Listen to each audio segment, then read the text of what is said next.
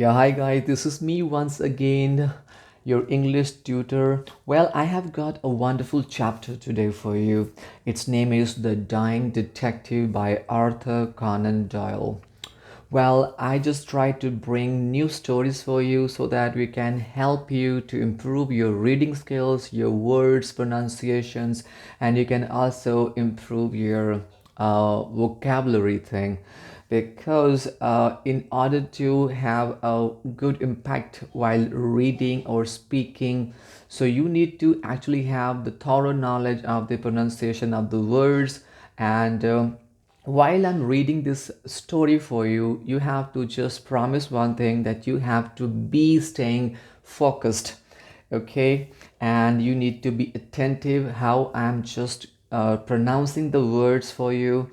So I'm just trying to put a little effort to improve your reading skills. So the only thing I want when you are going to read any kind of similar stories or any other article, novels, or newspaper, just to read in the same manner. So the best way to improve reading skills are is that like you can just add your emotions and your feelings.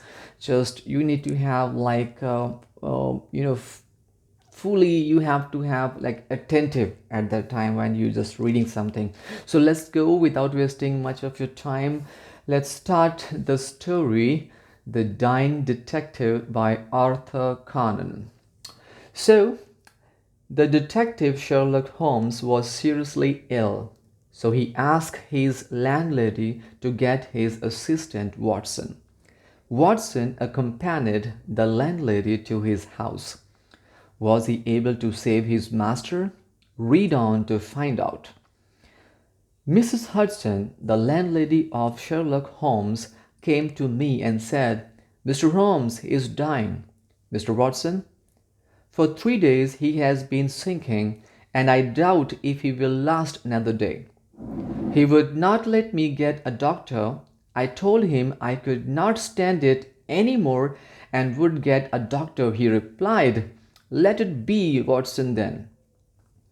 I was horrified, for I had not heard about his illness before. I rushed for my hat and coat. As we drove back, I asked her about the details. "There is a little I can tell you, sir.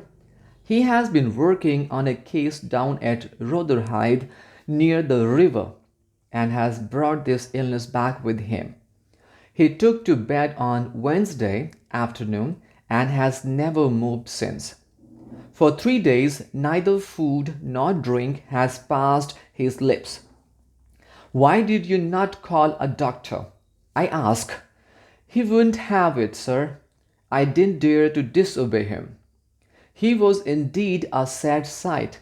In the dim light of a foggy November day, the sick room was a gloomy spot, but it was the gaunt face staring from the bed that brought chill to my heart. His eyes had the brightness of fever, his cheeks were flushed, his hand twitched all the time, he lay listless. "My dear fellow," I cried, approaching him. "Stand back, stand right back," he cried. "But why? I want to help you," I said. "Certainly, Watson, but it is for your own sake." "For my sake?" I was surprised. "I know what is the matter with me. It is the disease from Sumatra. It is deadly and contagious, Watson.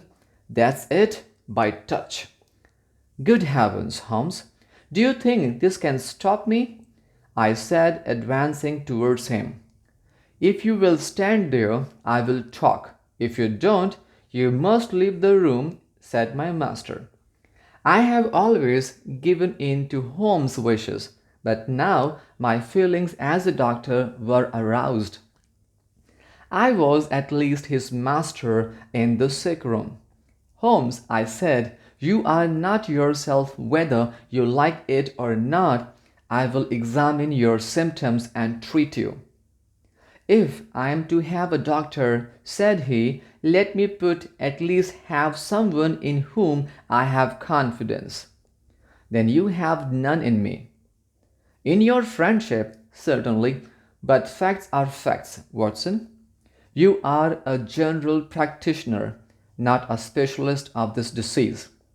If so, let me bring Sir Jasper Meek or Penrose Fisher or any other best man in London.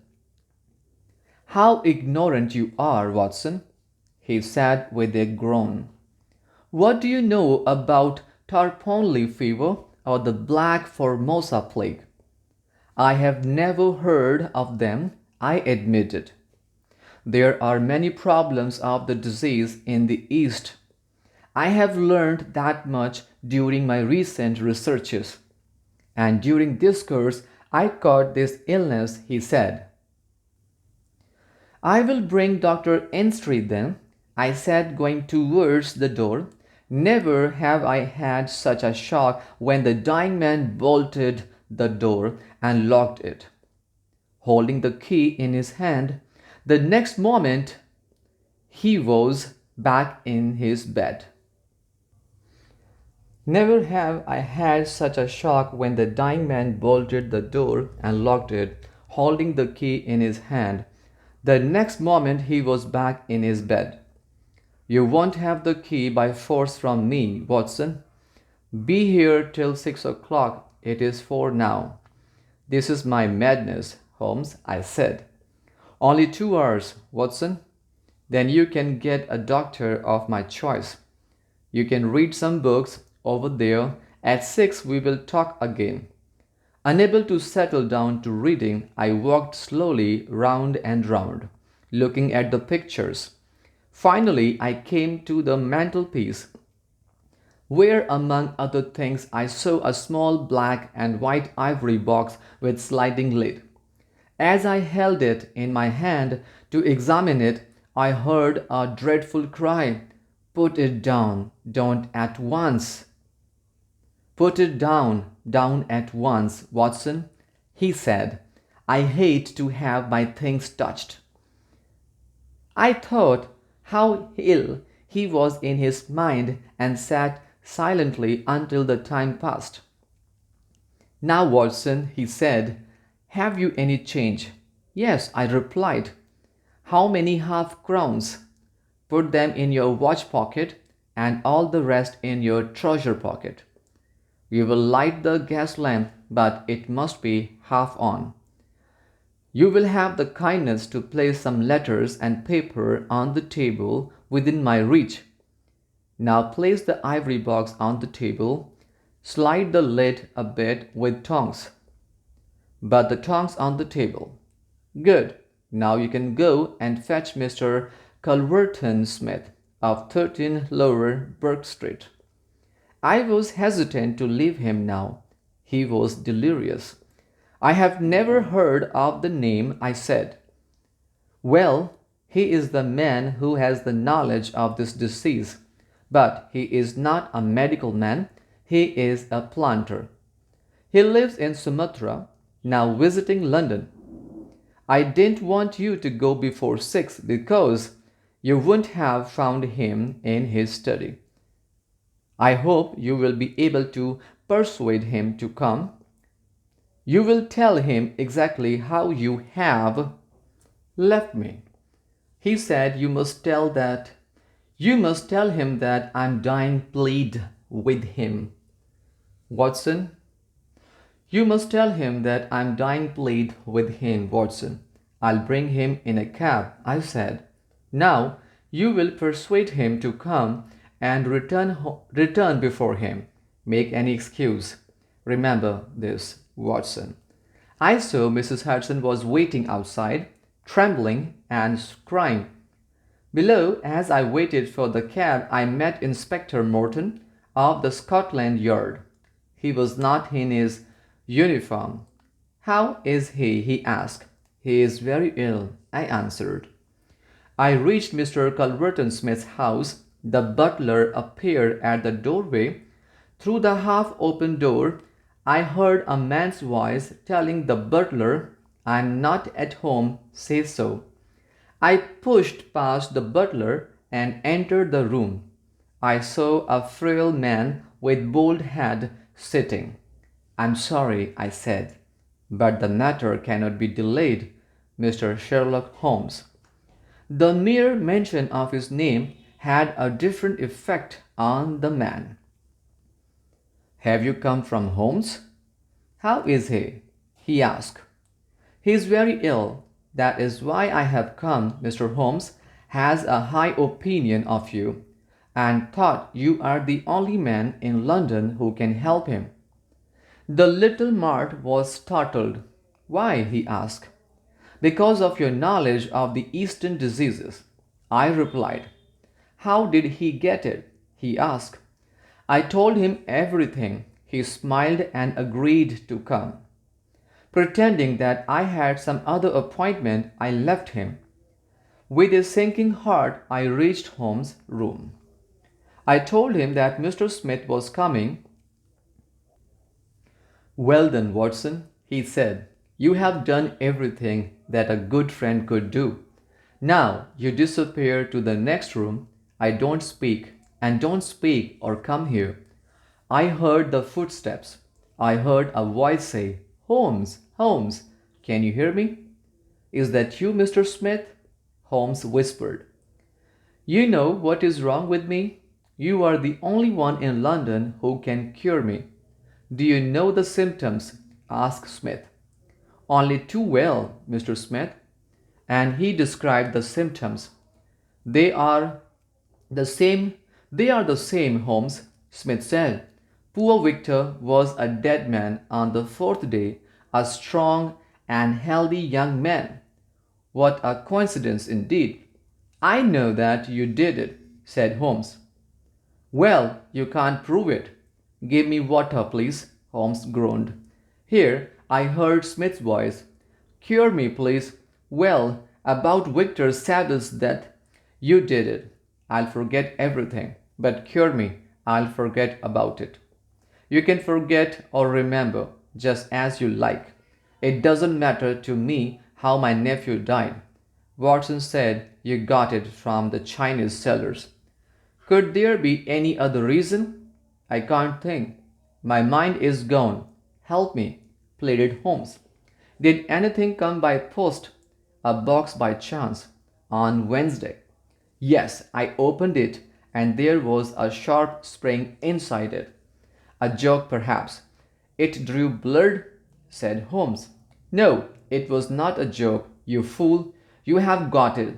Who asked you to cross my path? You knew too much about Victor's death. Your end is near, Holmes. I'll carry this box in my pocket, the last piece of evidence.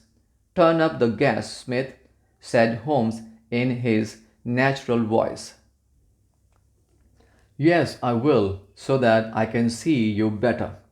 There was silence. Then I heard Smith say, What's all this? Successful acting, said Holmes. For 3 days I didn't taste anything, neither food nor drink. There were footsteps outside. The door opened and I heard Inspector Morton's voice. I arrest you on charge of murder, he said. An attempt of murder of Sherlock Holmes too, laughed Holmes. There was a sudden rush and scuffle, followed by the clash of iron and sudden cry of pain. There was a click of handcuffs. Holmes asked me to come in. Sorry, Watson, I was rude to you. I undermined your capability as a doctor. It was just to get Smith here, and I didn't want you to know that I was not ill. But your appearance, I said. 3 days fasting and the makeup did the trick, and the gas was turned up to give a signal to Morton to come. The coins, oh, that was only to prove that I was delirious. He laughed. I need to eat now, Watson. Mr. Smith killed his nephew, and he wanted to kill me the same way to avoid imprisonment. I need to eat now, Watson, and thank you, Watson, he said. So, guys, that's all for this from this story. I hope you like the reading skills, and the same gonna be followed by you people when you are trying to read any article, novel, newspaper, books, stories, whatsoever. But you have to just remember one thing: you need to be attentive, focused while reading anything, and you have to add your emotions and your feelings to it just to sound more original and genuine. So, thank you very much for watching this video. I'll come up with a new story for you very soon. So stay tuned with me. And next time, most probably, I'm just going to bring the word meaning thing as well, so that we can just know more word meanings and improve its pronunciation as well. So always take care of the words pronunciation, that plays a crucial role while reading, speaking. So just take care of that. Anyways, so thank you very much for watching this video once again. Have a great day. Bye.